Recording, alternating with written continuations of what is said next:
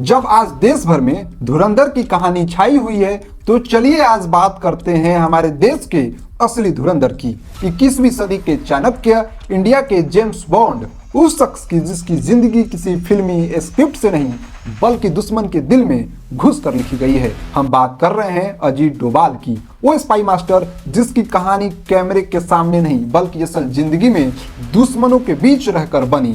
हर पल मौत और पहचान उजागर होने के खतरे के साथ लिखी गई। अजीत डोभाल ने अपने करियर के दौरान करीब 7 साल पाकिस्तान में अंडर कवर एजेंट के रूप में बिताए। वो वहाँ एक आम आदमी बनकर रहते थे, नाम बदला, पहचान बदली, यहाँ तक कि धर्म और पहचान भी।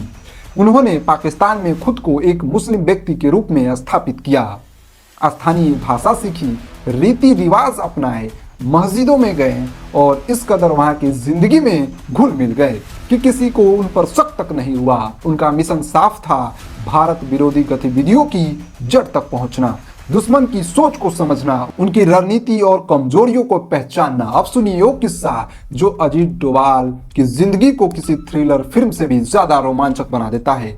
एक बार अजीत डोभाल लाहौर की एक मस्जिद से बाहर निकल रहे थे, तभी एक लंबी दाढ़ी वाले बुजुर्ग ने उन्हें रोक लिया और कहा, तुम हिंदू हो। एक पल के लिए हालात बेहद खतरनाक हो चुके थे। डोभाल ने तुरंत इनकार किया, लेकिन वो बुजुर्ग उन्हें एक कोने में ले गया और उनके कानों की ओर इशारा किया, जहां पुराने कान के छेद थे जो उस दौर में हिंदुओं में आम माने जाते थे। डोभाल ने शांति से जवाब दिया, मैंने बाद में इस्लाम अपनाया है, इसलिए यह छेद है।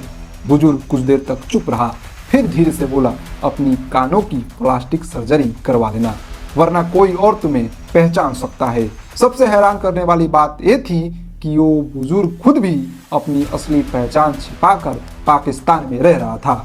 दोनों एक दूसरे को बिना कुछ कहे समझ गए कि ये जंग बंदूक की नहीं बल्कि दिमाग और पहचान की है।